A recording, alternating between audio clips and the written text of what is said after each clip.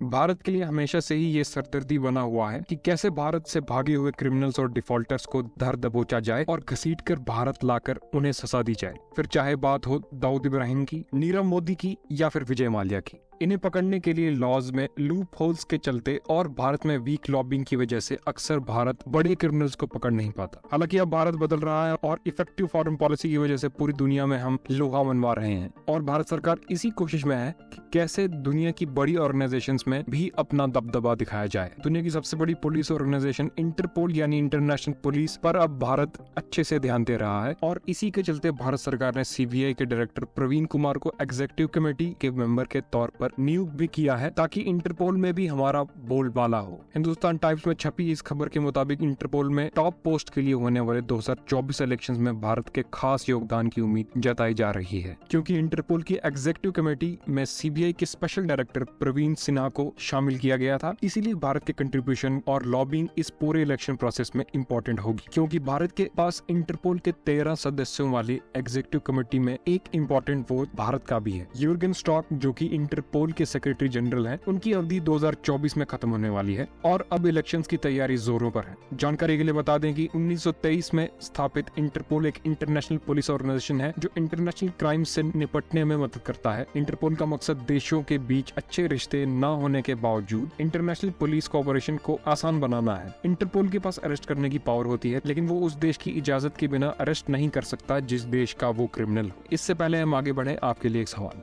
Interpole के headquarters कहां पर स्थित हैं? आंसर कमेंट में जरूर बताइएगा। वापस आते हैं टॉपिक पर। भारत इस इलेक्शन प्रोसेस में एक खास खिलाड़ी होगा। ऑफिशियल्स के मुताबिक कई देशों में प्रचार शुरू कर दिया है। चाइना भी इंटरनेशनल पुलिस में अपने प्रभाव को बढ़ाना चाहता है और अपने उम्मीदवार को सपोर्ट करने के लिए बाकी मेंबर कंट्रीज को दबाने की कोशिश भी कर रहा है। प्रवीण सिन्हा जिस एग्जीक्यूटिव कमेटी के मेंबर है, वो एक डिसिप्लिनरी विंग है जिसका काम इंटरपोल जनरल असेंबली के फैसले का अनुपालन कराना और उनके जनरल सेक्रेटरिएट के काम की फ्रांस के लियोन में देखरेख करना है। लेकिन सिर्फ कमेटी के मेंबर बनने से बात नहीं बनेगी और हमें भी इंटरपोल के लिए अपना उम्मीदवार खड़ा करना होगा। और अभी फिलहाल भारत का कोई इरादा नहीं है कि वो इंटरपोल के इस पोस्ट के लिए अपना उम्मीदवार खड़ा करे।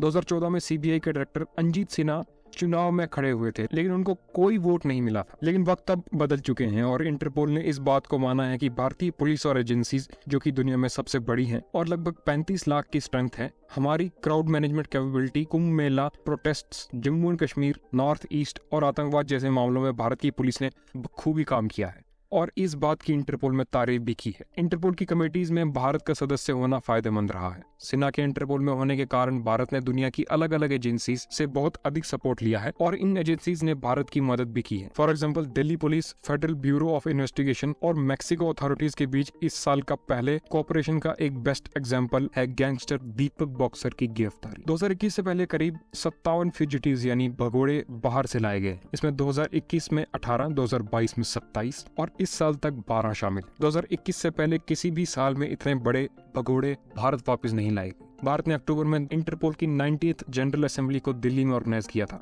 इस आयोजन में 130 से ज्यादा देशों ने पार्टिसिपेट किया था। अब अगला कदम हमारा इस एजेंसी को हेड करने के बारे में होना चाहिए, क्योंकि भारत के भगोड़ों को ऑलरेडी बहुत से देश प्रोटेक्शन दे रहे हैं। इसमें पाकिस्तान, चाइना के अलावा हमारे दोस्त देश जैसे कि यूके और यूएस और रशिया भी शामिल है। और अगर हम इस ऑर्गेनाइजेशन को हेड कर ले तो हमारी काफी मुश्किलें आसान हो जाएंगी। चाइना और पाकिस्तान तो कभी नहीं चाहेंगे कि भारत के इंटरपोल में पकड़ मजबूत हो, और वो भी इस होड़ में लगे हुए हैं कि कौन सा देश सबसे पहले इंटरपोल पर अपना इन्फ्लुएंस दिखाएगा। आपका इस बारे में क्या कहना है? कमेंट सेक्शन में आप जरूर बताइएगा। मिलते हैं अगली इंफॉर्मेटिव वीडियो के साथ।